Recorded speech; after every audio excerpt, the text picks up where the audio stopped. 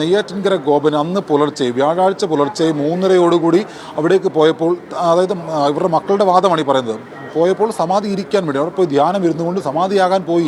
അപ്പോൾ താൻ അവിടെ പോയിരുന്നു പൂജാകർമ്മങ്ങൾ ചെയ്തു എന്നുള്ളത് മകൻ രാജസേനനും സനന്ദനും പറയുന്ന കാര്യങ്ങളാണ്. സ്വാഭാവികമായിട്ടും ഇവരുടെ വിശ്വാസപ്രകാരമാണ് ഈ കാര്യങ്ങളൊക്കെ ചെയ്തിരുന്നത് എങ്കിൽ ഈ പറയുന്ന രാജസേനനും സനന്ദനും ചേർന്ന്, അല്ലെങ്കിൽ രാജസേനൻ തന്നെ അച്ഛനെ നെയ്യാറ്റിൻകര ഗോപനെ ഈ പറയുന്ന ഈ പൂജയുമായി ബന്ധപ്പെട്ടുള്ള കാര്യങ്ങൾ, ഈ തുണി അടക്കമുള്ളവ കൊണ്ട് ശരീരം മൂടുകയും മറ്റ് അതിനുശേഷം അവിടെ കൊണ്ട് ധ്യാനം ഇരുത്തുകയും പിന്നീട് സമാധിയിലേക്ക് കൊണ്ടിരുത്തി അവിടെ കൊണ്ട് പൂജാകർമ്മങ്ങളൊക്കെ ചെയ്യുകയും ഒക്കെ ചെയ്തു എന്നുള്ളത് കുടുംബം പറയുന്നതാണ്. ഒരുപക്ഷേ ഈ ദൃക്സാക്ഷി പറഞ്ഞ കാര്യങ്ങൾ ശരിയായിരിക്കാം.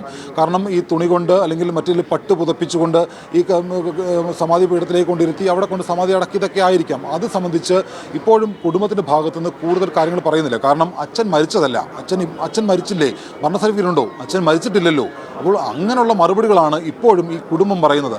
മരിച്ചു എന്നുള്ള വാദത്തെക്കുറിച്ച് അല്ലെങ്കിൽ മരണത്തെ അവർ ഇപ്പോഴും സമ്മതിക്കാൻ ഈ കുടുംബം തയ്യാറായിട്ടില്ല എന്നുള്ളതാണ് ഇതിലേറ്റവും പ്രധാനപ്പെട്ട വസ്തുത. മരണം സംഭവിച്ചു എന്ന് പറയുമ്പോഴത്തേക്കും നമ്മൾ കഴിഞ്ഞ ദിവസം നിരന്തരം ആവർത്തിച്ച് ചോദിച്ചതാണ്,